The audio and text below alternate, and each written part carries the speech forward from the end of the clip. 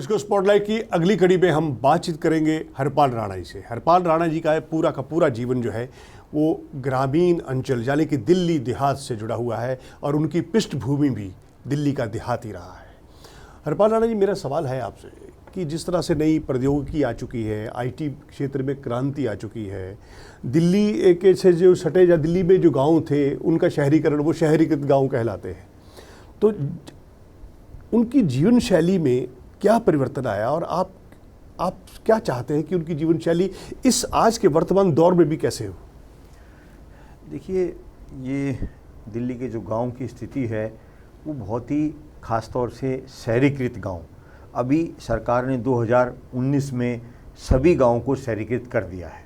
पहले तो महरौली के आसपास के कुछ गांव थे, उनको शहरीकृत समय समय पे किया गया, लेकिन अभी 2019 में सभी गांवों को शहरीकृत कर दिया गया है। अब ना तो वो गांव रहे हैं और ना शहर बन पाए हैं। आज की स्थिति शहरों की जो गांव की है वो बहुत ही दयनीय है। उनमें वो मूलभूत सुविधाएं मिल नहीं पाई जो उनको मिलनी चाहिए थी, और जो एक गांव के प्रकार से उनको जो सुविधाएं मिलती थी वो उनसे छीन ली गई। आज गांव को एक चार दीवारी के अंदर बंद कर दिया गया है। उस चार दीवारी के अंदर वो घुट रहे हैं। उनकी जो जरूरी आवश्यकताएं, जो मूलभूत आवश्यकताएं हैं, वो भी शहरीकृत गांव में पूरी नहीं हो रही हैं।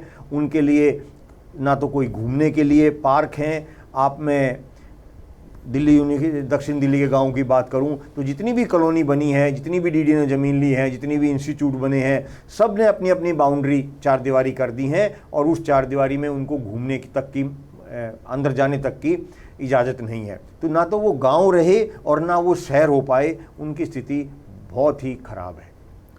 हरपाल जी, देश में बहुत सारे ऐसे ऐतिहासिक स्मारक रहे, ऐतिहासिक स्थल रहे जो राजा महाराजाओं से जुड़े रहे। जिस तरह की देश जो है वो व्यावसायिकता की अंधी दौड़ में बढ़ रहा है, वहाँ कुछ पर्यटक स्थल बना दिए गए हैं, कुछ होटल में परिवर्तित कर दिए गए हैं। क्या आपकी दृष्टि में ऐसे स्मारकों को इस्तेमाल किया जाना सही है?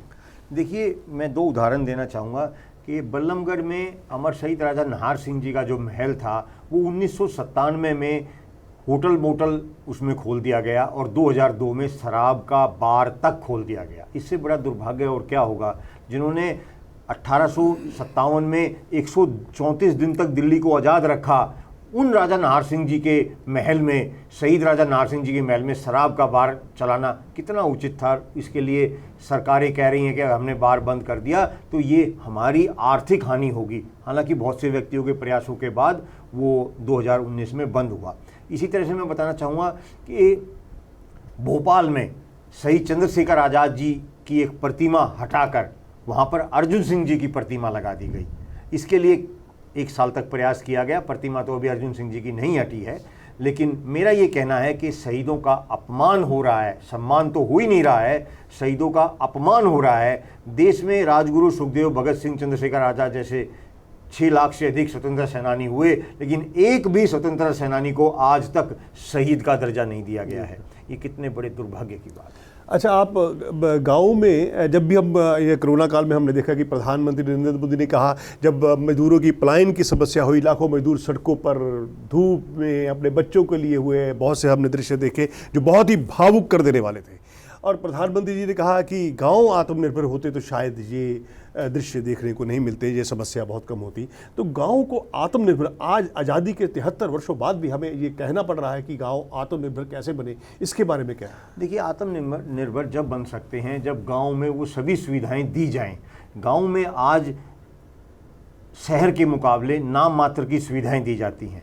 गांव में वो सारी चीज़ें, दिल्ली में तो भले ही फिर भी कुछ सुविधाएं दी गई हैं, लेकिन दिल्ली से बाहर की अगर हम बात करें तो आज स्वास्थ्य के नाम पर, शिक्षा के नाम पर, मतलब कितनी अव्यवस्थाएं हैं। जब तक सभी नागरिकों को, देश को, चाहे शहर का हो चाहे गांव का हो, आत्मनिर्भर बनाने के लिए सभी योजनाएं पूर्ण रूप से लागू नहीं होंगे, उनकी स्वयं रोजगार की योजनाएं लागू नहीं होंगी, उनके जो हक अधिकार हैं वो पूर्ण रूप से नहीं दिए जाएंगे, जब तक स्वावलंबी बनने की कोई संभावना ही नहीं है।